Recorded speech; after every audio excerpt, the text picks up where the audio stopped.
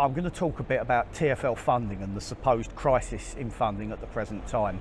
Obviously COVID has hit TfL's funding, but the real problem that TfL faces goes back a lot further than that. It goes back to the decision taken to accept the government's demands to operate with no subsidy and no government grant. This is something that no other transport system like TfL in the world is able to do. If you compare TfL with Paris, for example, about 30% of the Paris Metro's operating budget is covered by fares. In New York, about 47% of the New York subway's operating costs are covered by fares. In London, just before the pandemic hit, 134% of the Tube's operating budget was being covered by fares. And what this means is that the fares paid to use London Underground were actually going to pay off historic debt, such as the debts that London Underground ran up during the disastrous attempt at part privatisation through PPP.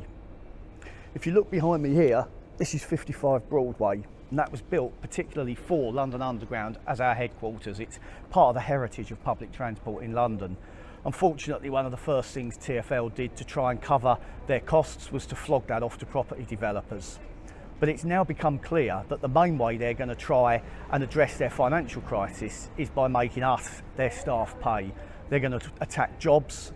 They're already holding loads of vacancies. They're not going to fill many of those vacancies. They're going to attack your pension. They've already announced that.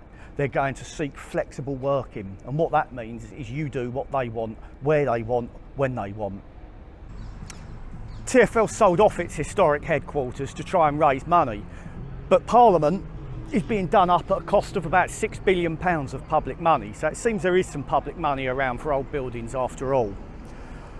The TfL crisis before COVID meant that they were looking to make cuts of £1 billion in their budget. Since the COVID pandemic, they're talking about making cuts of £3 billion. The Business First group have also estimated the funding gap going forwards at about £2 billion. But why is this? Recent data from the IMF suggests that Britain's GDP will return to the pre-pandemic level by the end of this year. So why do we need to make such cuts from TfL? £3 billion represents nearly 30% of TfL's total funding. There's absolutely no justification for that level of attack. But of course, Winston Churchill once said, never waste a good crisis. And that's exactly what the bosses are doing here. They don't want to waste the crisis of the COVID pandemic. They want to use it as cover to smash our jobs, our pensions, our working conditions and our pay. And we're not going to let that happen. We've fought for years. Members of the RMT and our sister unions have defended wages, pay and conditions on the Underground decade after decade. And we're not going to let that go to waste. So here we are outside the Greater London Assembly headquarters. This is where the Mayor resides and carries out his business. The Mayor, of course, is the chairman of the board of TfL, and RMT's message to the Mayor has been very straightforward all along. We've asked him to refuse to have anything to do with these cuts and to campaign with us for government funding. Unfortunately, he's decided to go on a different path and he's implemented the cuts.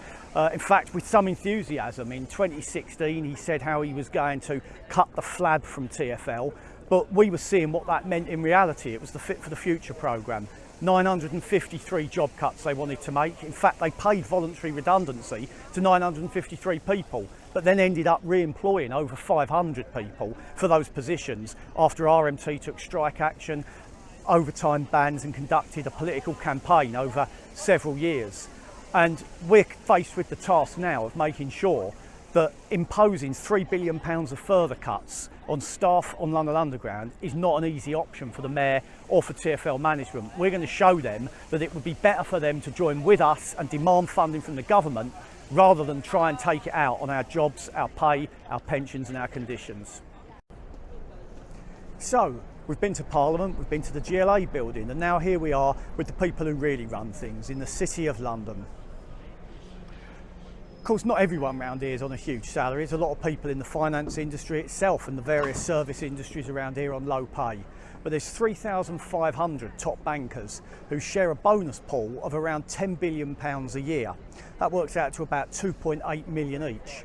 Now, if you were to impose a 20% levy on that bonus pool, they'd still get £2.2 million each bonus on top of their salaries, but you'd also have enough money to completely wipe out the funding gap for TfL. I think that's something that's probably worth doing. Now, some people may ask why the bankers should contribute more towards public transport. Well, the answer to that is fairly straightforward. The City of London relies on public transport. It relies on public services like those provided by TfL to be able to make the money that it does for its banks and its businesses. But don't take my word for it.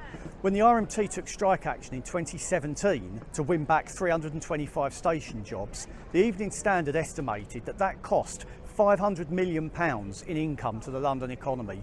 Now think that through. That means that every time we do provide the service, every day when we come in and work as normal, that means we're creating £500 million of value for the London economy. That's about £28,000 for every single person every day you come in and work.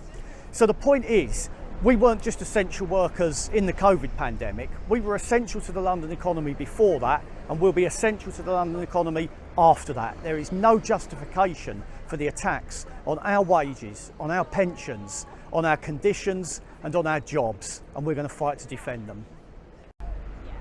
In our next video, you'll be able to hear Steve Headley, the Senior Assistant General Secretary of RMT, who's also on the Board of Trustees of the TfL pension, explaining to you how the pension is not in crisis and there's absolutely no reason to be making pension cuts at the present time. And you can also look at our other video, which shows your regional organiser, John Leach, talking about some of the things that London Underground want to impose on us in each function in the name of efficiency, flexible working and a tax on your framework agreement. Watch the videos, but also get involved, attend your branch, keep up to date on the London Calling website, and get ready to fight alongside your colleagues. Get ready to support your union in any action that we have to take to defend our jobs, our pay, our pensions and our working conditions.